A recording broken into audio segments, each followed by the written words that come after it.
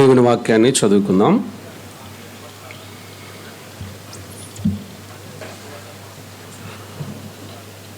అపోస్తులుడైన పౌలు తెస్సలోనికైలకు వ్రాసిన మొదటి పత్రిక 1వ అధ్యాయము 9-10 వచనాలు కలిసి ఉన్నాయి, చదువుతున్నాను. మీ యొద్ద మాకెట్టి ప్రవేశము కలిగెను, అక్కడి జనులు మమ్మను గూర్చి తెలియజెప్పుచున్నారు. మరియు మీరు విగ్రహములను విడిచిపెట్టి జీవము గలవాడును సత్యవంతుడు నగు దేవునికి దాసులగుటకును దేవుడు మృతులలో నుండి లేపిన యేసు అనగా రాబోవు ఉగ్రత నుండి మనలను తప్పించుచున్న ఆయన కుమారుడైన యేసు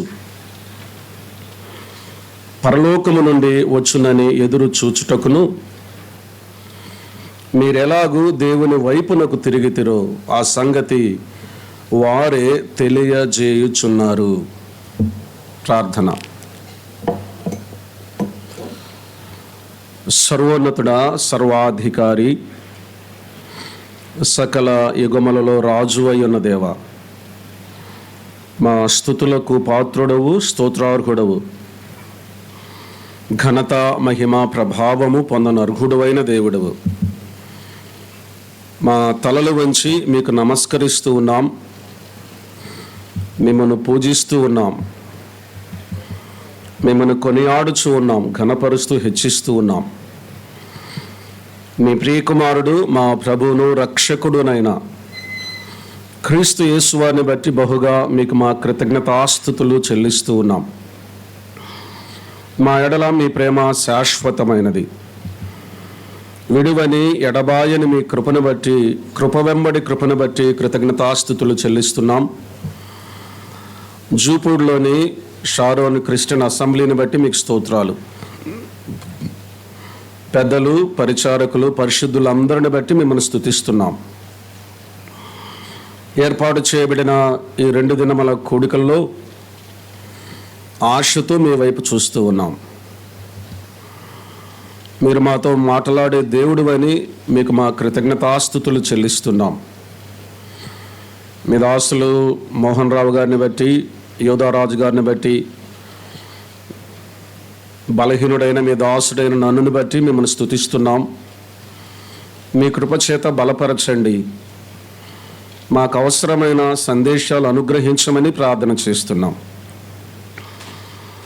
మీ సన్నిధి మమ్మ అనుభవింపచేయండి.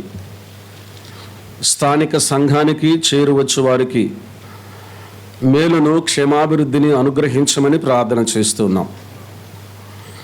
జీవము గల మీ మాటల చేత మమ్మల్ని తృప్తిపరచండి. మీ పక్షమున నిలిచిన మీ దాసుని మీ కృపలో జ్ఞాపకం చేసుకొని జీవము గల మీ మాటలు మాకు అందించండి. అవ్యక్తమైన మాట ఏది నా నోట రాకుండా నా పెదవుల ద్వారమునకు కాపు పెట్టండి.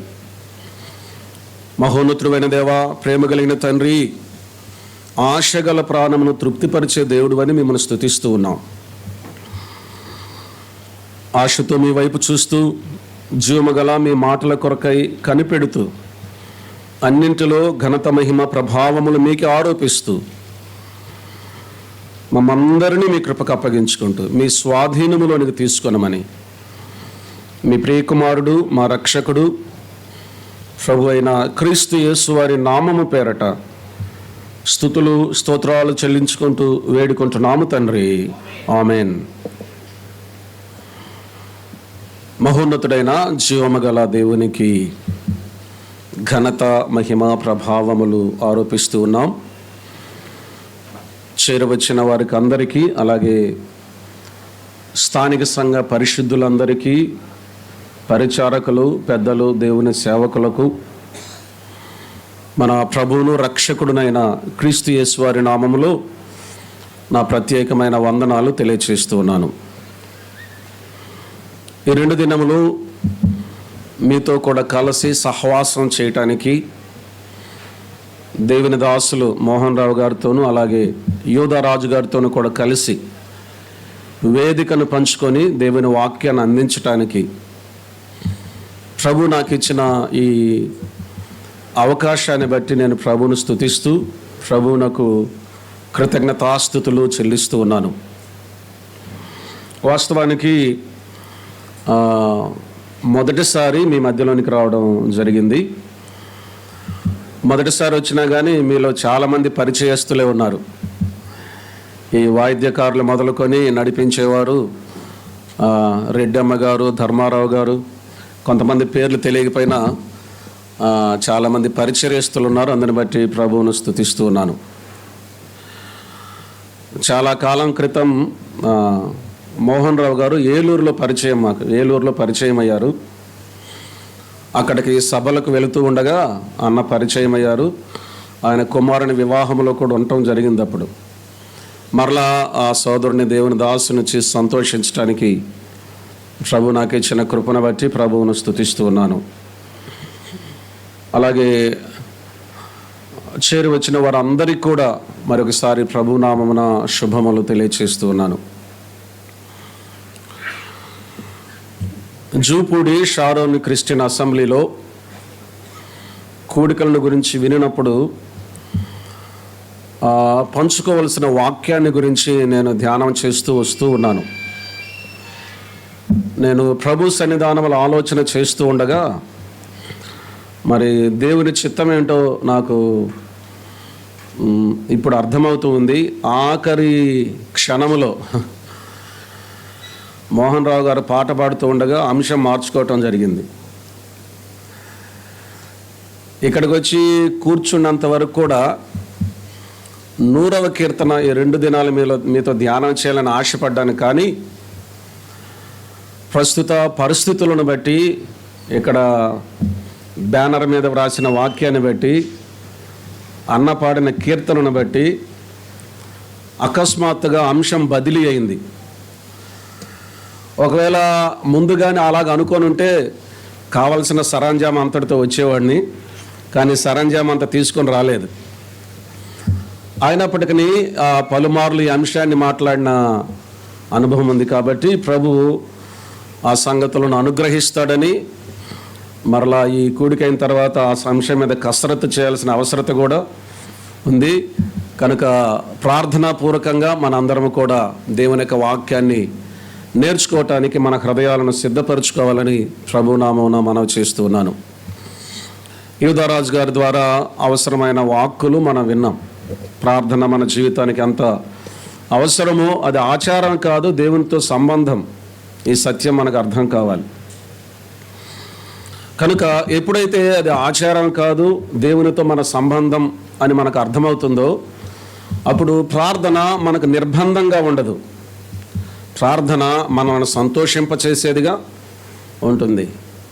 కనుక భక్తి జీవితం నిర్బంధం కాదు, భక్తి జీవితం సంతోషంతో కూడింది, ఆనందంతో కూడింది. అందుకే 100వ కీర్తన ధ్యానం చేయాలనుకున్నాం. ఉత్సాహ గానము చేయుచు ఆయన ఆవరణములలో ప్రవేశించుడి అని. సరే, మెట్టుకు ఆ సంగతులు అలాగే మన హృదయంలో భద్రపరుచుకుందాం. ఈ సమయమందు మనం చదువుకున్న లేఖన భాగం పరిశుద్ధ గ్రంథమైన బైబిల్లో నుండి తెస్సలోనికైలకు వ్రాసిన మొదటి పత్రిక 1వ అధ్యాయం 9వ వచనం 10వ వచనాన్ని మనం చదువుకున్నాం. బైబిల్ గ్రంథంలో పత్రికల పాత్ర చాలా విశేషమైనది. ఈ సత్యం మనకు అర్థం కావాలి. పాత నిబంధన గ్రంథం తరువాత 4 సువార్తలు మనం చూస్తాం. మత్తయి, మార్కు, లూకా మరియు యోహాను వ్రాసిన సువార్త. ఆ తదుపరి అపోస్తుల కార్యాన్ని మనం చూస్తాం. ఆ తదుపరి రోమీలకు వ్రాసిన పత్రిక నుంచి యోధా పత్రిక వరకు చూస్తాం. చివరిగా ప్రకటన గ్రంథాన్ని మనం చూస్తాం. ఇది క్రొత్త నిబంధన యొక్క క్లుప్త విభజన. ప్రభు అయిన క్రీస్తు యేసు వారి యొక్క సేవా పరిచర్య, ఆయన శిలువ బలియాగం, మరణ పునరుద్ధానం 4 సువార్తలు మనం చూస్తాం. 2 సువార్తలు ఆయన జన్మను గురించి కూడా ఉంది.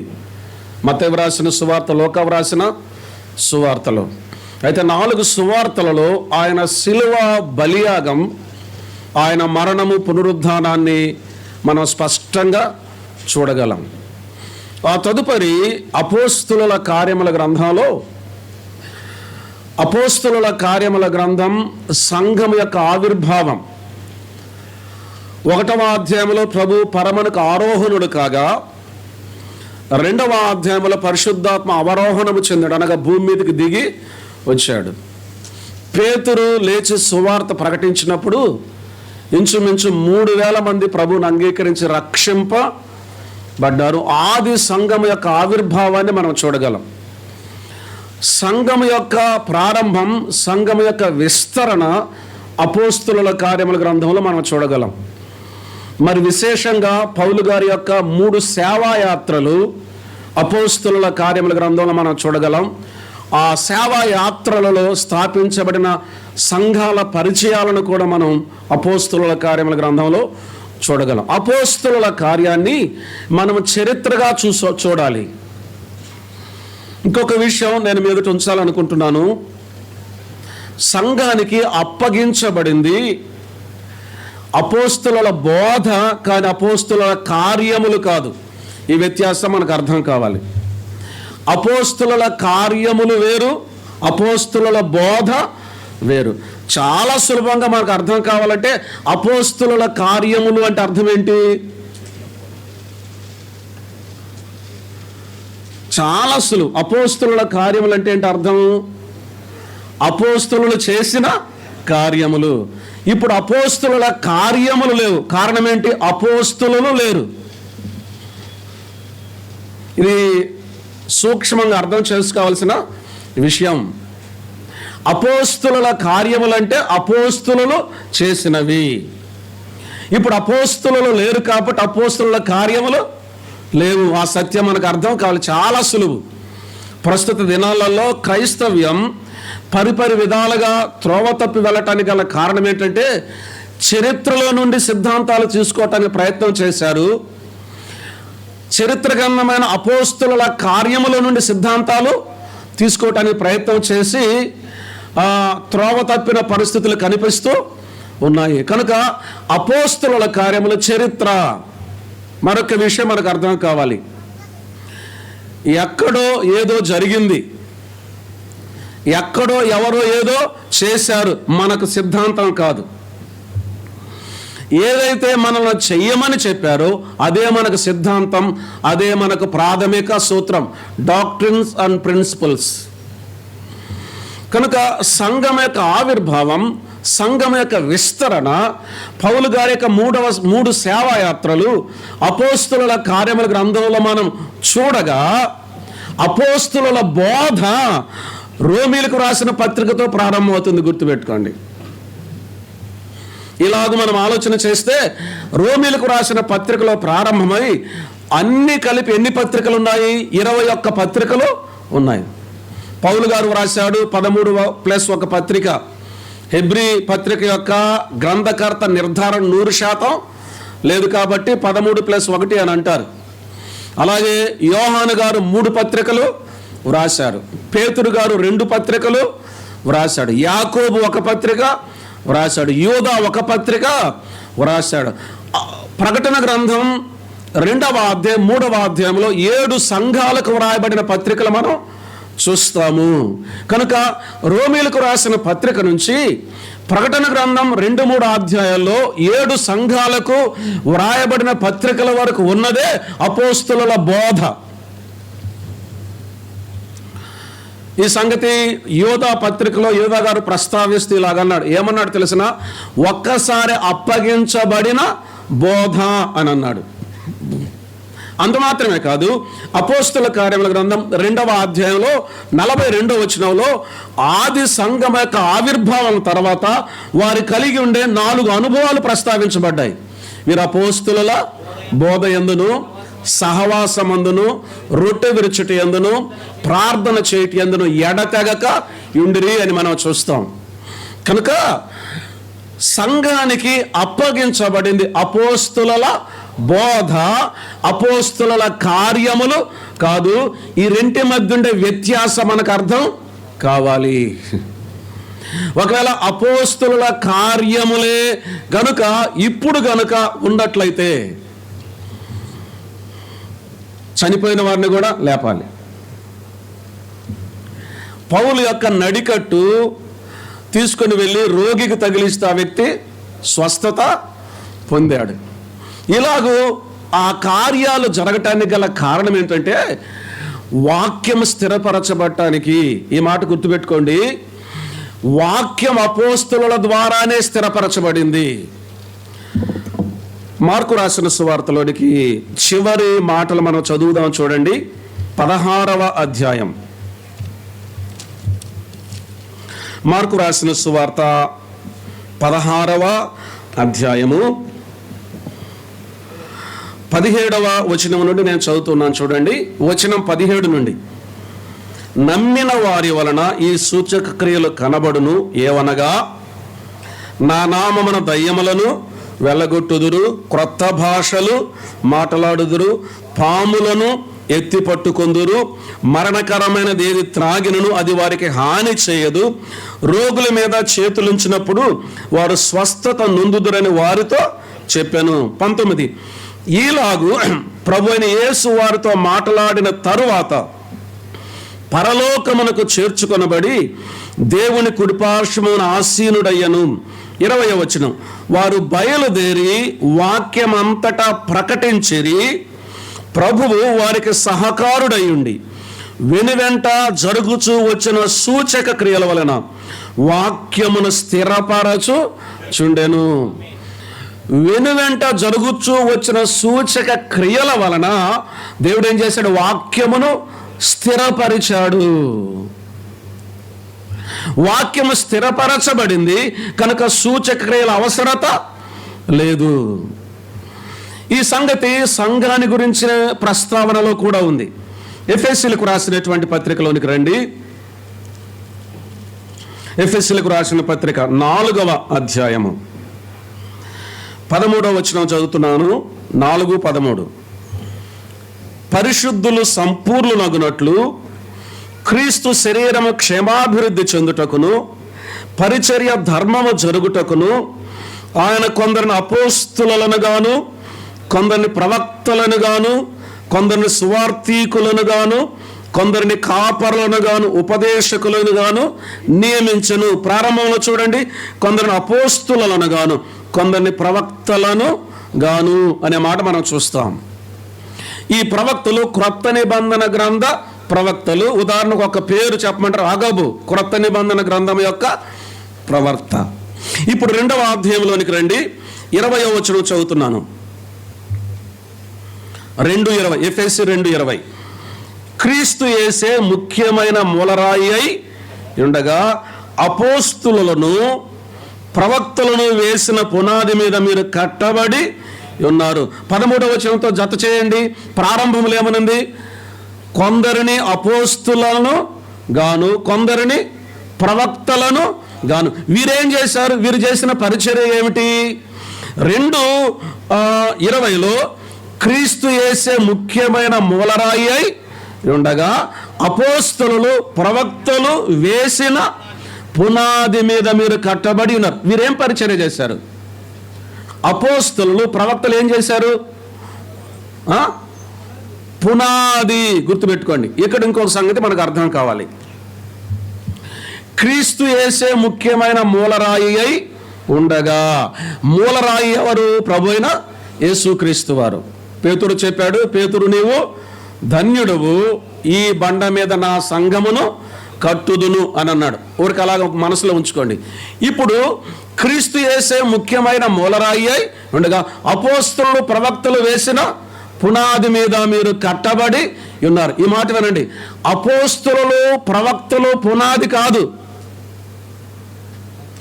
దేవుని యొక్క వాక్యం చాలా జాగ్రత్తగా చదవాలి.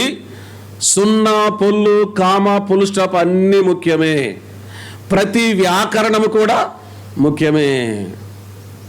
చాలా జాగ్రత్తగా చదవాలి. ఒకసారి ఒక వివాహానికి నేను హాజరయ్యాను.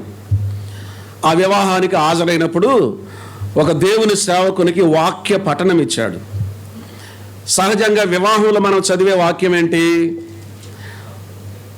ఆదికాండం 2వ అధ్యాయం 18 నుంచి 32 వరకు, 33 వరకు, చివరి వరకు. ఆ తర్వాత ఎఫెసీయులకు రాసిన పత్రిక 5వ అధ్యాయము 22 నుంచి 33 వరకు చదవాలి. చదవటం ప్రారంభం చేశాడు. ఒకసారి మీరు తీస్తారా? ఎఫెసీయులకు రాసిన పత్రిక 5వ అధ్యాయం 22వ వచనం నుండి. అంతా నేను చదవను, కానీ 33వ వచనాన్ని చదువుతాను, చూడండి. మెట్టుకు మీలో ప్రతి పురుషుడును తనను వలె తన భార్యను ప్రేమింపవలెను, భార్య అయితే తన భర్త యందు భయము కలిగి ఉండునట్లు చూచుకొన వలెను. ఇక్కడ ఎగరగొట్టాడు విషయాన్ని. ఇక్కడ ఏమనుందంటే, భార్య అయితే తన భర్త యందు భయము కలిగి ఉండునట్లు చూచుకొనవలను అని చదువుటకు బదులుగా త్వరగా హడావుడిగా ఏం చదివాడంటే, భార్య అయితే తన భర్తకు భయము కలిగి ఉండునట్లు చూచుకొనవలను అని చదివాడు. భార్య భర్తకు భయం ఉండేటట్లు చూసుకోవాలంట ఆయన చదివిన వాక్యం. మీకు ఏమైనా తేడా కనిపించలేదా? సహోదరులకు సబబుగా అనిపిస్తుంది, కానీ తేడా ఉంది అక్కడ. భార్య తన భర్త యందు భయం కలిగి ఉండినట్లు చూసుకోవాలి. ఆయన చదివింది ఏంటి చెప్పండి? భర్తకు భయం అంటే రివర్స్ అనమాట. ఇక్కడ వాక్యం ఏం చెప్తుందంటే, భార్య భర్తకు భయపడాలని. ఆయన ఏమని చదివాడు? భర్తకు భయం కలిగేటట్లు చూసుకోవాలని చదివాడు. ఎందుకు ఈ మాట జ్ఞాపకం చేస్తున్నానంటే, దేవుని యొక్క వాక్యం చాలా జాగ్రత్తగా చదవాలి, ఏమీ పోగొట్టకూడదు. ఒకసారి ఒక ఆయన దేవుని వాక్యం చెప్పడం ప్రారంభం చేసి, దొంగ త్రాసు యెహోవాకు ఏమంటే, త్రాసు అంటే తాచుబోమని చెప్పాడంటారు. త్రాసు అంటే తూకం. చిన్న చిన్న దగ్గర తప్పిపోయి పూర్తిగా క్రమమే మారిపోతుంది. ఎందుకు ఈ మాటలు జ్ఞాపకం చేశానంటే, అపోస్తులు ప్రవక్తల పునాది కాదు, అపోస్తులు ప్రవక్తలు వేసిన పునాది. అపోస్తులు ప్రవక్తలు ఏం వేశారు? క్రీస్తు యేసు ఎవరు? ముఖ్యమైన మూల రాయి. ఆయనే మూల రాయి. ఆయన వేసిన రాయి అని లేదు. క్రీస్తు యేసు ముఖ్యమైన మూల రాయి. అపోస్తులు ప్రవక్తలు పునాది రాళ్ళు అని లేదు అక్కడ. అపోస్తులు ప్రవక్తలు వేసిన పునాది, అది అపోస్తుల బోధ. గుర్తుపెట్టుకోండి.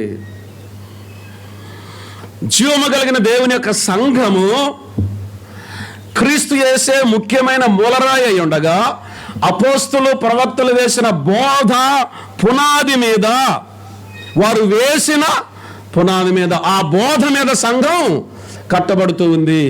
అందుకే దేవుని వాక్యం ఇలాగ తెలియచేస్తూ ఉంది, వీరు అపోస్తుల బోధ ఎందను వేయబడిన పునాది తప్ప మరి ఒకటి ఎవరును వేయ నేరడు. కనుక అపోస్తులు ప్రవక్తలు లేరు, పునాది పరిచర్య చేశారు. కనుక అపోస్తుల కార్యములు లేవు. అది నా ఉద్దేశం, మీద నేను ఉంచాలనుకున్న సత్యము. వాక్యము స్థిరపరచబడటానికి దేవుడు అపోస్తుల ద్వారా ఆ సూచక్రియలు జరిగించాడు. అపోస్తుల యొక్క లక్షణాలు ఏంటి? చాలా ఉన్నాయి, కానీ ఒక్కటి మాత్రమే నేను చూపిస్తాను, చూడండి. అపోస్తులు అనగా ఎవరు? అపోస్తుల కార్యముల గ్రంథం 1వ అధ్యాయము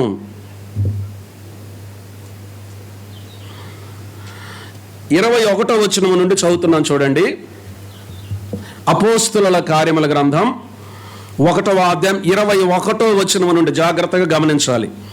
కాబట్టి యోహాను బాప్తిస్మం ఇచ్చినది మొదలుకొని ప్రభు అయిన యేసు మన యొద్ద నుండి పరమునకు చేర్చబడిన దినము వరకు ఆయన మన మధ్య సంచరించుచుండిన కాలమంతయు మనతో కలిసి ఉన్న వీరిలో ఒకడు, మనతో కూడా ఆయన పునరుద్ధానమును గురించి సాక్షి అయ్యుండుట ఆవశ్యకమని చెప్పాను. అప్పుడు వారు యూస్తు అను మారు పేరు గల బర్సబ్బ అనబడిన యోసేపు, మత్తీయ అని ఇద్దరిని నిలువబెట్టి ఇట్లని ప్రార్థన చేసిరి, అందరి హృదయములను ఎరిగి ఉన్న ప్రభువా, తన చోటికి పోవుటకు యూద తప్పిపోయి పోగొట్టుకుని ఈ పరిచర్యలోను అపోస్తులత్వములోను పాలు పొందుటకు వీరిద్దరిలో నీవు ఏర్పరచుకుని వానిని కనపరుచుకొను మనిరి. అపోస్తులత్వములో పాలు పొందుటకు. ఏమిటి అపోస్తులత్వము? ఇప్పుడు మరలా 21వ వచనం, యోహాను బాప్తిస్మం ఇచ్చినది మొదలుకొని ప్రభు అయిన యేసు మన యొద్ద నుండి పరమునకు చేర్చుకొనబడిన దినము వరకు ఆయన మన మధ్య సంచరించుచుండిన కాలమంతయు మనతో కలిసి ఉన్న వీరిలో ఒకడు మనతో కూడా ఆయన పునరుద్ధానం గురించి సాక్షి అయి ఉండుట. బాప్తిస్మిచ్చి యోహాను మొదలుకొని ప్రభువుతో కూడా ఉండి ఆయన బోధలు విని ఆయన పునరుద్ధానికి ప్రత్యక్ష సాక్షులు ఎవరైతే ఉన్నారో వారు అపోస్తలులు. చాలా స్పష్టంగా ఉంది అక్కడ. అయితే ఇంకొక విషయాన్ని చెప్పి నేను దాటి వెళ్తాను, గలిబిలు లేకుండా. మరి పౌలు గారు ఆయన ప్రత్యేకమైన అపోస్తలత్వం, పునరుద్ధానుడైన ప్రభువు నేను చూచాను అంటాడు.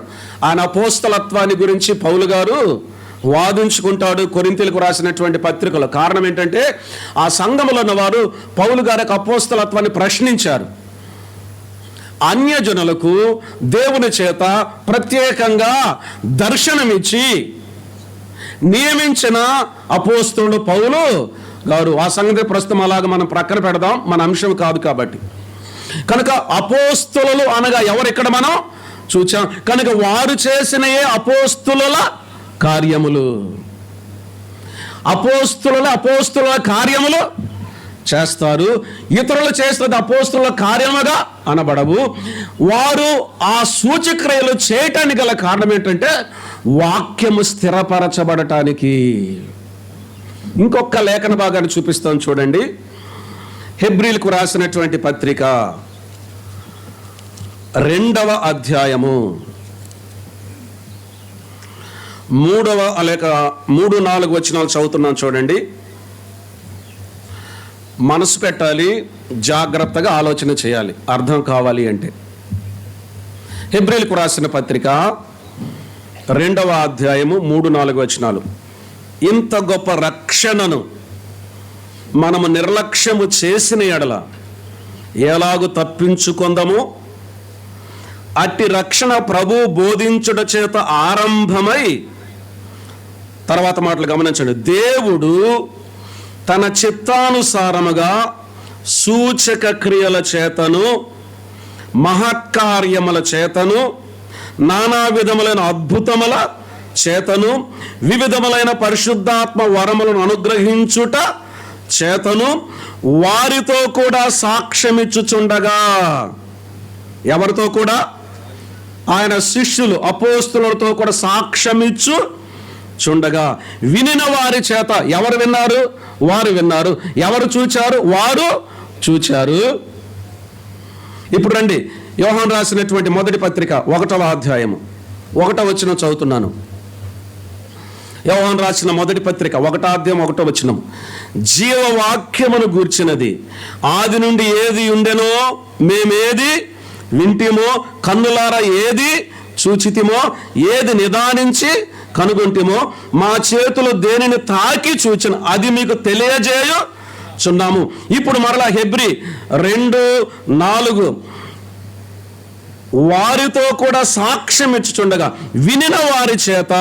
వినినవారు వేరు, మనకు అంటే మనము వేరు. వినిన వారి చేత మనకు దృఢపరచబడెను. వారి చేత మనకు దృఢపరచబడింది, వారిలో మనము లేము.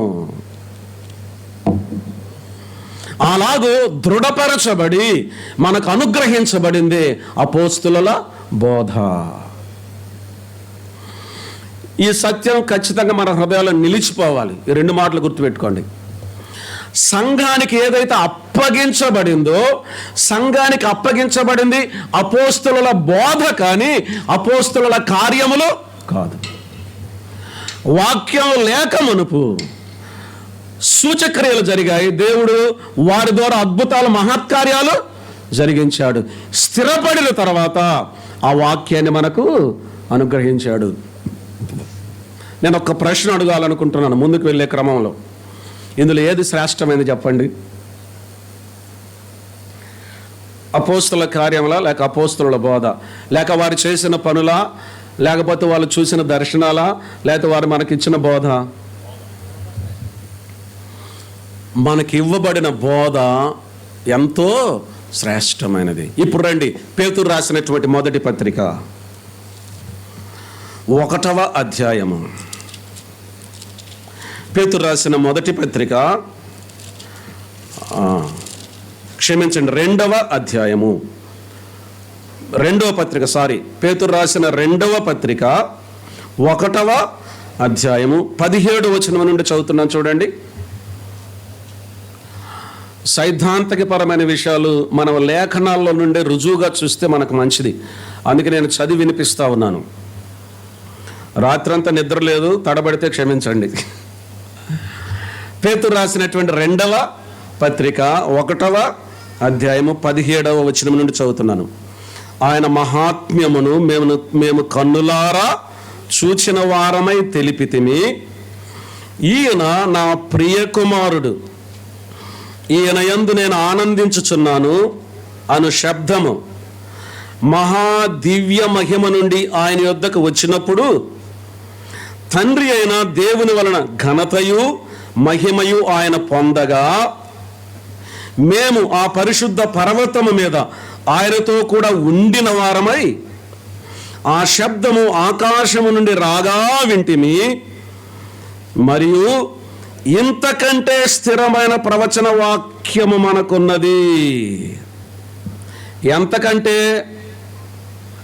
వారు రూపాంతరపు కొండ మీద ఏ దర్శనమైతే చూచారో, ప్రభు రూపాంతరం చెందాడు, మోషే ఏలియాలు వచ్చారు, పేతురు యోహాను యాకోబు అక్కడ ఉన్నారు, ఒక అద్భుతమైనటువంటి వెలుగును వారు అక్కడ చూచారు. అదొక అద్భుతమైన దర్శనం.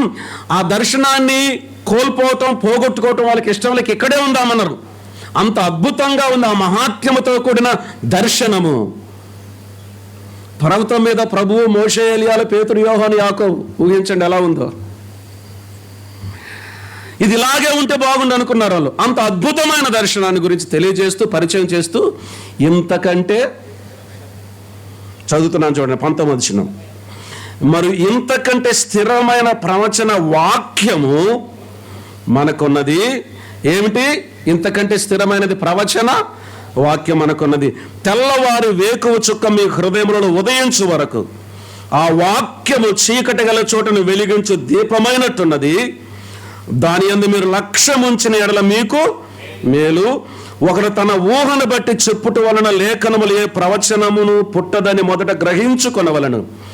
ఏలయనగా ప్రవచనము ఎప్పుడును మనుషుని ఇచ్చను బట్టి కలుగలేదు గాని మనుషులు పరిశుద్ధాత్మ వలన ప్రేరేపింపబడిన వారైన దేవుని మూలముగా పలికిరి. ఇంతకంటే స్థిరమైన ప్రవచన వాక్యము.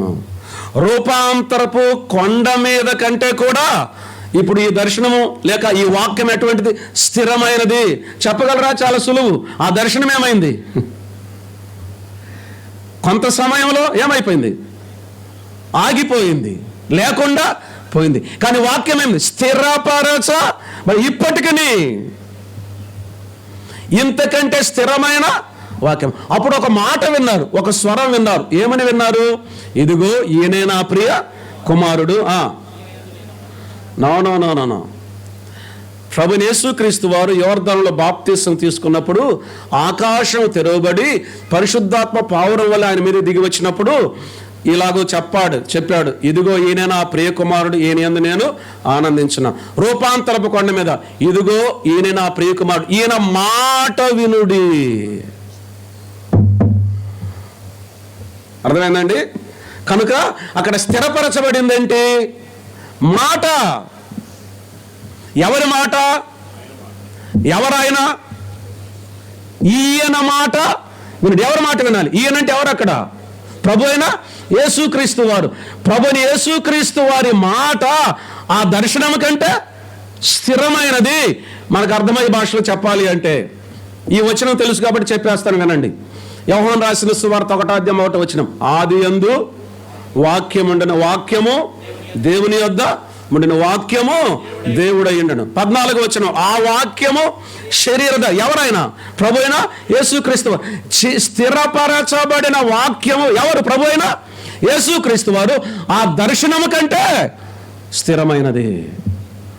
ఆ దర్శనం అప్పటి వరకే. ఈ వాక్య దర్శనం ఇప్పటికీ ఉంది. ఈ దర్శనం స్థిరపరచబడింది.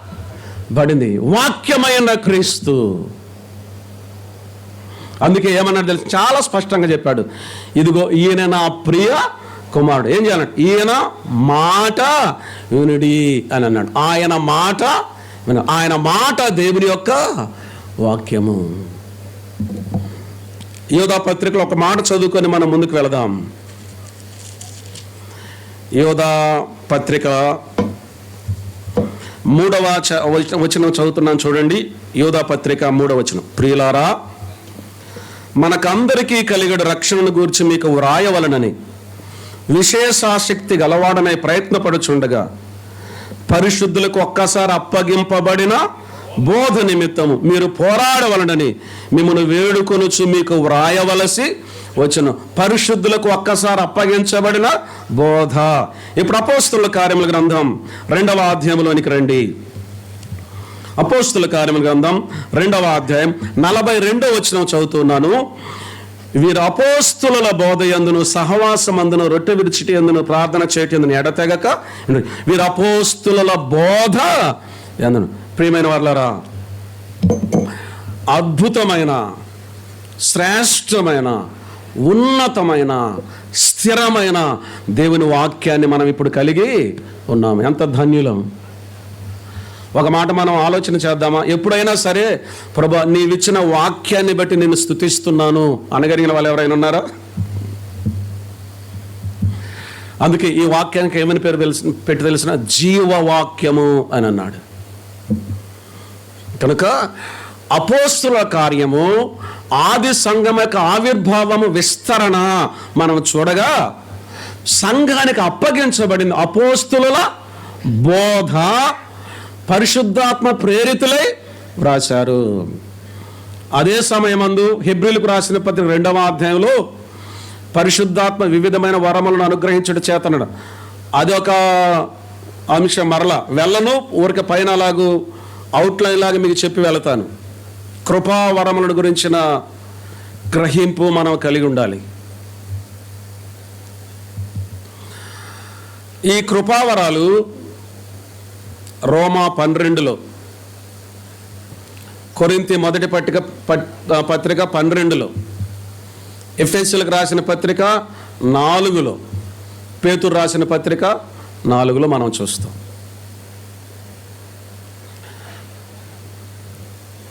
కొరింథీయులకు రాసిన పత్రికలో చెప్పబడిన వరములు ఇప్పుడు ఏమీ లేవు. వాస్తవానికి 4 రకాలు, ఇప్పుడొద్దు, ఏమీ లేవు.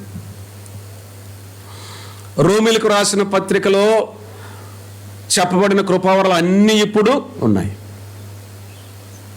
ఎఫెసీయులకు రాసిన పత్రిక 4వ అధ్యాయంలో చెప్పబడిన కృపావరాలు సగం ఉన్నాయి, సగం లేవు. అక్కడ మనం ప్రత్యేకంగా 4 చూస్తాం. వీరు అపోస్తుల బోధ యందును సహవాసమందును,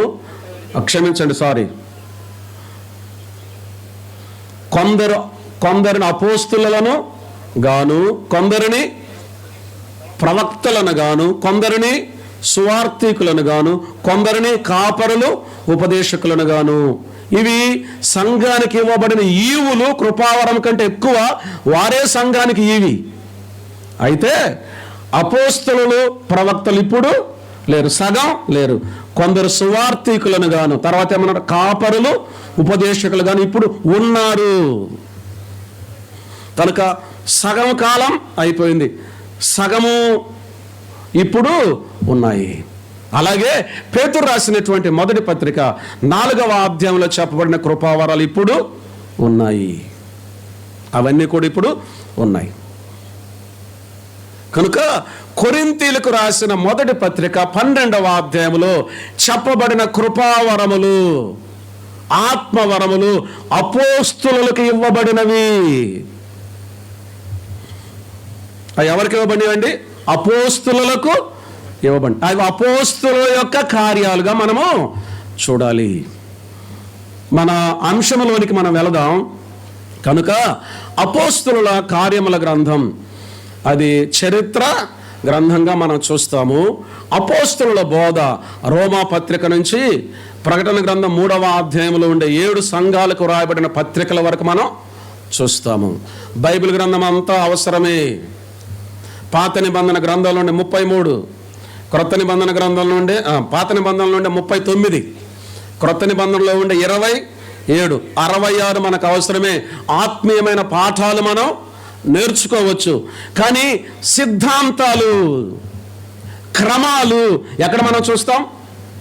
పత్రికల్లో చూస్తాం. ఈ మాట గుర్తుపెట్టుకోండి. భక్తి జీవితానికి అవసరమైన సంగతులన్నీ బైబిల్ గ్రంథంలో ఎక్కడి నుంచైనా మనము ధ్యానం చేయొచ్చు, మన జీవితానికి అన్వయించుకోవచ్చు.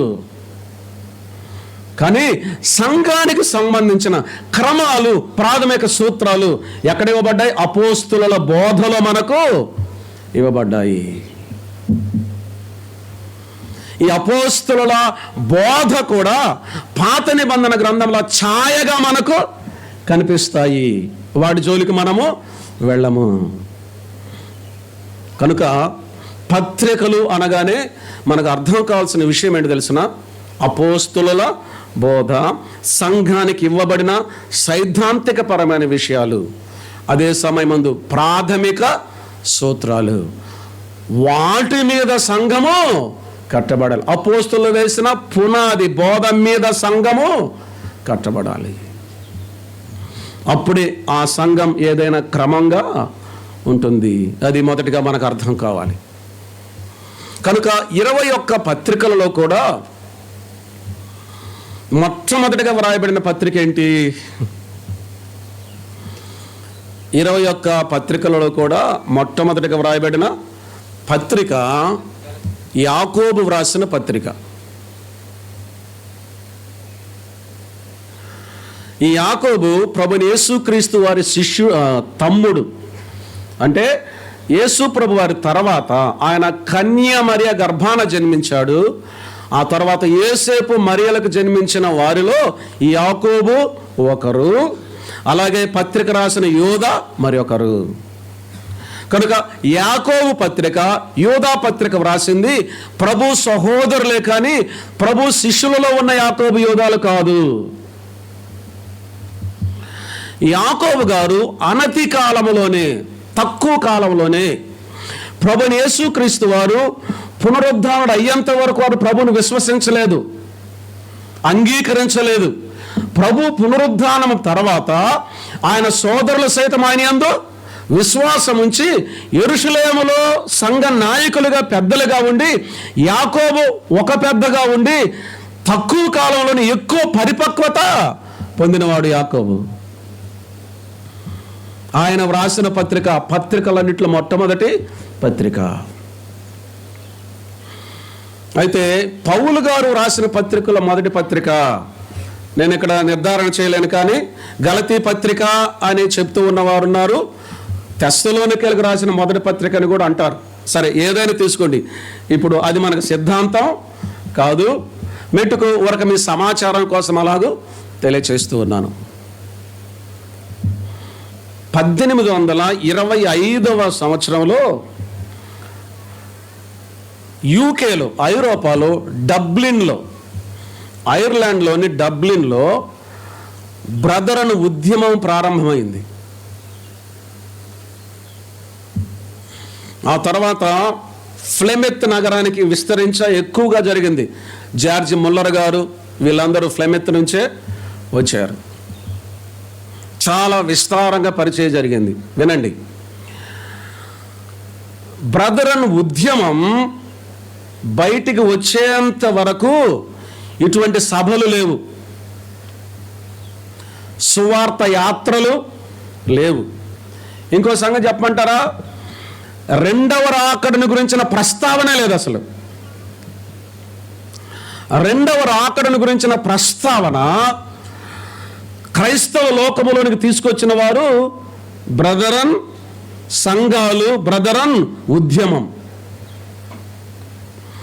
ఇంకా ఆశ్చర్యకరమైన అద్భుతమైన విషయం ఏంటి అంటే, బ్రదరన్ ఉద్యమం ప్రారంభమైన 10 సంవత్సరాలకే మన భారతదేశంలోకి వచ్చింది.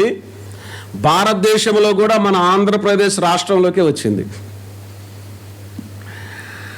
ఈ ఉద్యమం మరే ఇతర రాష్ట్రంలో ప్రారంభమైంది కాదు, భారతదేశంలో మన రాష్ట్రంలోనే ప్రారంభమైంది 10 సంవత్సరాలకు. బహుశా మీరు విని ఉంటారు, ఉభయ గోదావరి జిల్లాలు అనగానే ఒక ఆయన జ్ఞాపకానికి వస్తాడు. ఎవరైనా? సర్ ఆర్థర్టన్ కాటన్ గారిని ప్రభావితం చేసింది యాంటోనీ నారిస్ గ్రూస్ గారు. వారు బంధువులు. ఆయన చేత ప్రభావితం చేయబడి ఒక అద్భుతమైన ఇంజనీరింగ్ వర్క్, ఈ ఆనకట్టల ప్రజల కోసం ప్రయాసపడి పనిచేసి ఈ ఉద్యమాన్ని ప్రారంభించడంలో కూడా ముఖ్య పాత్ర వహించాడు. తద్వారా ఈ ఉద్యమం భారతదేశంలో కూడా ప్రారంభమై విస్తరించింది. 10 సంవత్సరాల తర్వాత 1825లో ప్రారంభమైతే దాదాపు 35లో మన దేశానికి 10 సంవత్సరాల్లోనే వచ్చింది. ఎందుకు ఈ సంగతుల మీదట నేను ప్రస్తావిస్తున్నానంటే కారణం ఏంటంటే, ఈ ఉద్యమము మొదలు కావటానికి, ఉద్భవించడానికి కారణం ఏం తెలిసిన? తెస్సలోనికైలకు రాసిన మొదటి పత్రిక. తెస్సలోనికైలకు రాసినటువంటి మొదటి పత్రికలో 1-2 విషయాలు చదువుదాం చూడండి. 1వ అధ్యాయము 7-8 వచనాలు చదువుతున్నాను చూడండి. తెస్సలోనికైలకు రాసిన మొదటి పత్రిక 1వ అధ్యాయం 7-8. కాబట్టి మాసిదోనియలోను అకయలోను విశ్వాసులందరికీ మాదిరి అయితిరి. ఎందుకనగా మీ యొద్ద నుండి ప్రభు వాక్యము మాసిదోనియలోను అకయలోను మ్రోగెను. అక్కడ మాత్రమే గాక ప్రతి స్థలమందును దేవుని ఎడల ఉన్న మీ విశ్వాసం వెల్లడి ఆయన గనుక మేమేమీ చెప్పవలసిన అవశ్యము లేదు. చూడండి, ప్రభువు వాక్యము మాసిదోనియలోను అకయలోను మ్రోగెను. ఎలా మ్రోగింది? తెస్సలోనిక సంఘము ద్వారా మ్రోగింది. కనుక దేవుని వాక్యము ఇతర ప్రదేశాలకు విస్తరించవలసిన అవసరత ఉంది. అది వారిని ఎక్కువగా ప్రభావితం చేసింది. ఇలాంటి క్రూసేడ్లు లేక ఇలాంటి సభలు, కూటాలు ఏర్పాటు చేసి దేవుని యొక్క వాక్యాన్ని బోధించడం, పరిచయం చేశారు. అంత మాత్రమే కాకుండా ఇప్పుడు చూడండి 9-10 వచనాలు చదువుతున్నాను. మీ యొద్ద మాకెట్టి ప్రవేశము కలిగను, అక్కడి జనులు మమ్మను గూర్చి తెలియజెప్పుచున్నారు.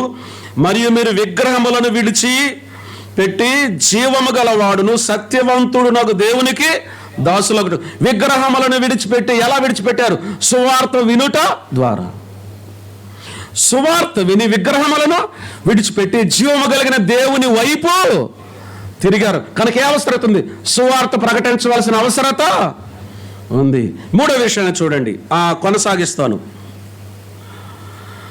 దేవుడు మృతులలో నుండి లేపిన యేసు అనగా రాబో ఉగ్రత నుండి మనలను తప్పించుచున్న ఆయన కుమారుడైన యేసు పరలోకం నుండి వచ్చునని ఎదురు చూచుటకును మీరెలాగో దేవుని వైపునకు తిరుగుతారు ఆ సంగతి వారే తెలియజేయుచున్నారు.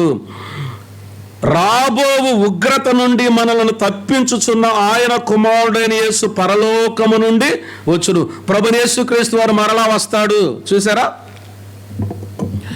సువార్త మ్రోగింది, సుబోధ మోగింది, ప్రభు రాకడ కూడా మ్రోగింది.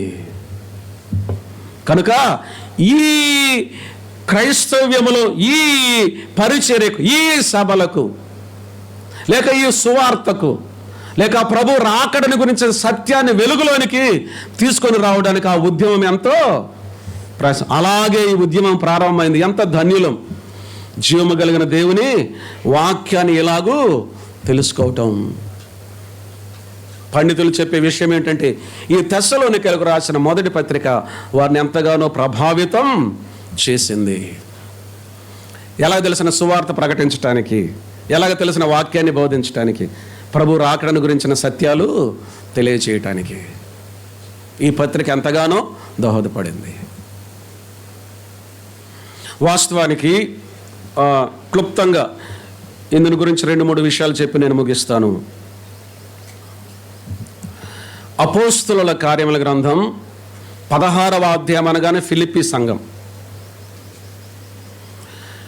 పౌలు ఆయనతో కూడిన జత పనివారు చిన్న ఆసియాకు వెళ్ళి అక్కడ సువార్త ప్రకటించాలని ఉండగా దేవుని ఆత్మ వారిని వెళ్ళనీయలేదు. మాసిదోనియా దేశస్థుడు ఒకడు దర్శనమందు పౌలును కనిపించి మా యుద్ధకు రావాలి అన్నప్పుడు పౌలు గారికి దేవుని చిత్తం అర్థమై ఆయన తన పనివారితో కూడా మాసిదోనియా ప్రాంతంలో ఫిలిప్పీ పట్టణానికి వెళ్ళాడు. ఐరోపా ఖండంలో మొట్టమొదటి సంఘం ఏర్పడిన ప్రదేశం ఫిలిప్పి పట్టణం. అది సైనిక పట్టణం, మిలిటరీ వారు ఉండే పట్టణం. అయితే అక్కడ ఒక్క సమాజ మందిరం కూడా లేదు. పౌలు గారి యొక్క అలవాటు ఏంటి? ఎక్కడికి వెళ్ళినా ముందు సమాజ మందిరం, అందులో సువార్త ప్రకటించడం. ధర్మశాస్త్రములో నుండి క్రీస్తును రుజువు చేయక అనేక మంది యూదులు ప్రభువుని నమ్ముకున్నారు. ధర్మశాస్త్రంలో జరిగిన పరిచర్య అది. అయితే గమనించండి, వారు ఫిలిప్పీలో పరిచర్య జరిగిన తర్వాత, సంఘం ఆవిర్భావం చెందిన తర్వాత 17వ అధ్యాయంలోనికి రాగానే తెస్సలోనిక. కనుక తెస్సలోనిక సంఘం యొక్క ఆవిర్భావం అపోస్తలుల కార్యముల గ్రంథం 17వ అధ్యాయంలో మనం చూడగలం. ఫిలిప్పి పట్టణంలో ఒక్క సమాజ మందిరం కూడా లేదు. అయితే తెస్సలోనికకు రాగానే అక్కడ సమాజ మందిరం కనిపించింది. ఎవరికి? పౌలు గారికి కనిపించినప్పుడు ఆయన సమాజ మందిరంలోనికి వెళ్ళి ధర్మశాస్త్రాన్ని చూపించి యూదులను ఒప్పించి సువార్త ప్రకటిస్తూ ఉండగా దాదాపు 3 వారములు అక్కడుండి సువార్త ప్రకటించగా అనేక మంది సమాజ మందిరపు పెద్దల ప్రభువును అంగీకరించారు, రక్షింపబడ్డారు. అయితే ఆ పట్టణంలో కొంతమంది ఉన్నారు. వారి గురించి ఏమని రాశారంటే పని పాటులు లేని అని రాశారు. ఏం పని లేని వాళ్ళు అన్నమాట. అందుకే పౌలు గారు దానిని ఉద్దేశించేమో బహుశా తెస్సలోనికలకు రాసిన మొదటి పత్రికలో అంటాడు, పని చేయకపోతే భోజనం చేయొద్దు అంటాడు. చదివారు ఎప్పుడన్నా? వీళ్ళని బట్టేమో బహుశా. ఎందుకంటే ఈ పని పాటులు లేని వాళ్ళు పౌలు గారిని ఏం చేశారు? ఆటంకపరిచారు సువార్త ప్రకటించకుండా. అందుకే పని చేయకపోతే ఏం చేయకూడదు చెప్పండి? భోజనము చేయకూడదు. పని చేసి భోజనము చేయాలి. కానీ ఆ సమయంలో యాసోను వీరిని చేర్చుకున్నాడు. యాసోను వీరిని చేర్చుకున్నప్పుడు యాసోను మీద కూడా దొమ్మిగా వచ్చారు. ఆ తర్వాత పౌలు బెరయాకు వెళ్ళాడు. బెరా నుంచి ఏథెన్సుకు వెళ్ళాడు. ఏథెన్సు నుంచి కొరింథుకు వెళ్ళాడు. ఈ క్రమంలో వెళుతూ మధ్యలో తిమోతిని తెస్సలోనికకు పంపించాడు. తీతును ఫిలిప్పుకు పంపించాడు. తిమోతిని తెస్సలోనికకు పంపించి ఆ సమాచారాన్ని తీసుకున్నాడు పౌలు గారు. ఈ తెస్సలోనికలో ఒక సందేహం ఉంది. సువార్త ప్రకటించినప్పుడు ఇలాగ ప్రకటించారు, ప్రభువైన యేసుక్రీస్తు వారు శరీరధారిగా వచ్చాడు, సిలువలో మన కోసం బలి అయిపోయాడు, ప్రాణం పెట్టి మరణించి తిరిగి లేచాడు, పరమునకు ఆరోహణుడయ్యాడు, మరలా వస్తాడు తీసుకొని వెళతాడు, మరలా వస్తాడు తీసుకొని వెళ్తాడు, మరలా వస్తాడు తీసుకొని వెళతాడు. కానీ ఈ లోపలే కొంతమంది లోకాన్ని విడిచారు. ఈ లోపలే కొంతమంది చనిపోయారు, ప్రభువునందు నిద్రించారు. అందుని గురించిన సందేహం వారికి కలిగింది. ఏంటో తెలిసిన, ప్రభువు వస్తాడు తీసుకొని వెళతాడని మనకు ప్రకటించబడింది కదా, వీరి సంగతి ఏంది? చనిపోయిన వారి సంగతి ఏంటి? నిద్రించిన వారి సంగతి ఏమిటనే సంగతి వారిలో గలిబిలి రేపింది. వాళ్ళకి అర్థం కాలేదు, గ్రహింపులోనికి రాకపోగా తిమోతి ద్వారా సమాచారం తెలుసుకొనిన పౌలు గారు ఆ సంగతిని నివృత్తి చేయటానికి ఈ పత్రిక రాశాడు. ఈ పత్రిక ఆయన వ్రాయడంలో గల ఒక కారణము అది. అందుకే 4వ అధ్యాయంలో ఇలాగ రాస్తాడు, సహోదరులారా, నిద్రించిన వారిని గురించి మీకు తెలియకుండా నాకు ఇష్టము లేదు అని అన్నాడు. ఎందుకంటే ప్రభువు నందు నిద్రించిన వారు ఏమవుతారో అనే సంగతిని గురించి అక్కడ వ్రాస్తూ ఉన్నాడు. ఆ తరువాత మనం చదువుకుంటూ వెళ్ళగా మనం ఇలాగ చూడగలం, ఆర్భాటముతోనూ ప్రధాన దూత శబ్దంతోనూ దేవుని బోరతోనూ పరలోకము నుండి ప్రభువు దిగివచ్చును, క్రీస్తు నందుండి మృతులైన వారు మొదట లేతురు, ఆ మీదట సజీవులమై నిలిచిండు మనం ఏకముగా ఆయన ఎదుర్కొన్నట్టుకు ఆకాశ మండలమునకు మేఘముల మీద కొనుపోబడదము అని అంటాడు. చెప్పేది ఏంటి తెలుసు? ఆయన ఇలాగ చెప్తున్నాడు, ప్రభు వచ్చినప్పుడు ప్రభునందు నిద్రించిన వారు తిరిగి లేస్తారు, మనకంటే ముందుగా మొదట వారే ఆయనను కలుసుకుంటారు. కనుక ప్రభు రాకడను గురించి ఈ పత్రికలో పౌలు గారు ప్రత్యేకంగా ప్రస్తావించాడు. అందుకే నేను చెప్పాను, ఆఖరి క్షణంలో ఇటువైపు ప్రేరేపించబడటం జరిగిందని. తెస్సలోనికలకు రాసిన పత్రిక మీరు చదివితే 5 అధ్యాయాలు ఉన్నాయి. 5 అధ్యాయాలు ముగింపు రాకడతోనే ముగుస్తాయి. ప్రతి అధ్యాయం యొక్క ముగింపు కూడా రెండవ రాకడ గురించి ఉంటుంది. అందుకే మొదటి అధ్యాయం మనం చూస్తున్నాం, రాబో ఉగ్రత నుండి మనల్ని తప్పించుచున్న ఆయన కుమారుడైన యేసు మరలా వచ్చిన ప్రభుచితమైన ఆ సంగతి మనం ధ్యానం చేద్దాం. రాబో ఉగ్రత నుంచి తప్పించబట్టం అంటే ఏంటో. కనుక 5 అధ్యాయాల ముగింపు కూడా రెండవ రాకడతోనే ముగుస్తుంది, ప్రభు యొక్క రాకడతోనే ముగుస్తుంది. ఈ పత్రిక యొక్క అంశం ఏంటో తెలిసిన, తెస్సలోనికైలకు రాసిన పత్రిక యొక్క అంశము ప్రభు రాకడ వెలుగులో పరిశుద్ధత కలిగి జీవించుట. ప్రభు రాబోతూ ఉన్నాడు కనుక, ప్రభు రాబోతూ ఉన్నాడు కనుక మనం ఎలా ఉండాలి? ప్రభు రాకడ వెలుగులో పరిశుద్ధంగా జీవించటం గురించి ఈ పత్రికలో పౌలు గారు స్పష్టంగా తెలియచేశాడు, రాశాడు. అంత మాత్రమే కాదు, వారి యొక్క మంచి గుణలక్షణాలు ఎత్తి చూపించి అభినందిస్తూ ఉన్నాడు. అందుకే ఇక్కడ ఏమంటే తెలిసిన, విశ్వాసముతో కూడిన మీ పనిని, ప్రయాసముతో కూడిన మీ ప్రేమను, ప్రభువు యందలి నిరీక్షణతో కూడిన మీ ఓర్పు, చాలా అద్భుతమైన ఆశ్చర్యకరమైన సంగతులను పౌలు గారు తెస్సలోనికైలకు రాసిన మొదటి పత్రికలో వ్రాయటం జరిగింది. కనుక ఈ పత్రిక మరొక కోణంలో రాకడ పత్రికగా కూడా మనం చూడగలం. వాస్తవానికి రెండవ రాకడ అనగానే మనకే జ్ఞాపకం వస్తుంది. రెండవ రాకడ అంటే ఏ పుస్తకం జ్ఞాపకానికి వస్తుంది? సహజంగా ప్రకటన గ్రంథం అనుకుంటాం కదా. ప్రకటన గ్రంథం వాస్తవానికి 7 ఏళ్ల శ్రమలను గురించిన సంగతులే. ప్రభు రాకడను గురించి ఉంది, ఏం సందేహం లేదు. కానీ తెస్సలోనికైలకు రాసిన పత్రికలోనే ప్రభు రాకడను గురించిన సంగతులు, వాస్తవానికి ప్రభు రాకడలో ఉండే 2 దశల్లో సంఘం ఎత్తబడుటను గురించి ప్రత్యేకంగా ఈ పత్రికలో వ్రాయడం జరిగింది. కనుక అది అంత విశేషమైన పత్రిక. ప్రభుచితమైతే మరికొన్ని సంగతులు తదుపరి మనం ఆలోచన చేద్దాం. సంఘానికి ఇవ్వబడింది అపోస్తుల బోధ.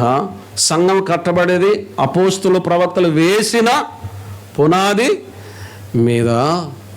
కనుక సైద్ధాంతకపరమైన విషయాలు, సూత్రాలు, క్రమాలు అపోస్తుల బోధతో ఇమిడి ఉన్న పత్రికలలో మనం చూడగలం. మన వ్యక్తిగత భక్తి జీవితానికి బైబిల్ గ్రంథం అంతా ధ్యానం చేసి మనం అన్వయించుకోగలం. కానీ పత్రికల యొక్క విశిష్టత మనం చెప్పాలంటే, మనం ఇప్పుడు సంఘ కాలము, మరియు మాటలో పత్రికల కాలము. పరిశీలన చేద్దాం, పరీక్షించుకుందాం. వ్యక్తిగత భక్తి జీవితాన్ని అభ్యాసం చేద్దాం. అంత మాత్రమే కాదు, క్రమాన్ని కూడా మనం అభ్యాసం ఖచ్చితంగా చేయలేదు. క్రమం మీదనే భక్తి జీవితం కట్టబడుతుంది, గుర్తుపెట్టుకోండి. ముగింపులు ఈ మాట నేను చెప్పాలనుకుంటున్నాను. తిమోతికి రాసిన మొదటి పత్రిక 3వ అధ్యాయంలో 15వ వచనంలో పౌలు గారు ఇలాగంటాడు, ఆయనను నేను ఆలస్యం చేసిన యెడల దేవుని మందిరములో, అనగా జీవముగల దేవుని సంఘములో జనులు ఎలాగూ ప్రవర్తించవలను అంటూ 16వ వచనంలో అంటాడు, దైవభక్తి అని అంటాడు. మొదట క్రమము, తర్వాత భక్తి. క్రమము మీద కట్టబడిన భక్తి నిలుస్తుంది. క్రమము లేని భక్తి పైకి భక్తి గలవారి వలె ఉండి ఏమనుంది, దాని శక్తిని ఆశ్రయించని విధంగా ఉంటుంది. క్రమం మీద మన భక్తి జీవితాన్ని మనం కట్టుకుందాం. ప్రభు ఈ మాటలు మన కొరకు దీవించి ఆశీర్వదించునుగాక. మహాగణుడువును కృపగల దేవా, మీ లేఖనాన్ని బట్టి మేము స్తుతిస్తున్నాం. ఇంకను మాకు సంగతులు అవసరమై ఉంటుండగా మీరు మాతో మాట్లాడండి, మాకు బయలుపరచండి ప్రభువా. ముందుగా మీ దాసు నిలువబెట్టుకుని అందించిన సందేశాన్ని బట్టి స్తోత్రాలు. మరింతగా బలపరిచి మీ మహిమ కొరకై వాడుకోనండి. ఈ కూడికలో మాకు ఆత్మీయమైన ప్రయోజనకరంగా ఉండే కృపను దయచేయమని, మా హృదయాల్లో మీ కార్యాన్ని జరిగించండి. ఆత్మ తాకిడి స్పర్శను మేము గుర్తించగలిగే కృపను దయచేయండి. మీ సన్నిధి భాగ్యాన్ని అనుభవించే ధన్యతను దయచేయమని, ఘనతయు మహిమయు ప్రభావం మీకు ఆరోపిస్తూ మమ్మందరినీ మీ కృపకు అప్పగించుకుంటూ మీ ప్రియకుమారుడు మా రక్షకుడు ప్రభు అయిన క్రీస్తు యేసు వారి నామం పేరట స్తుతులు స్తోత్రాలు చెల్లించుకుంటూ వేడుకుంటున్నాము తండ్రి. ఆమేన్.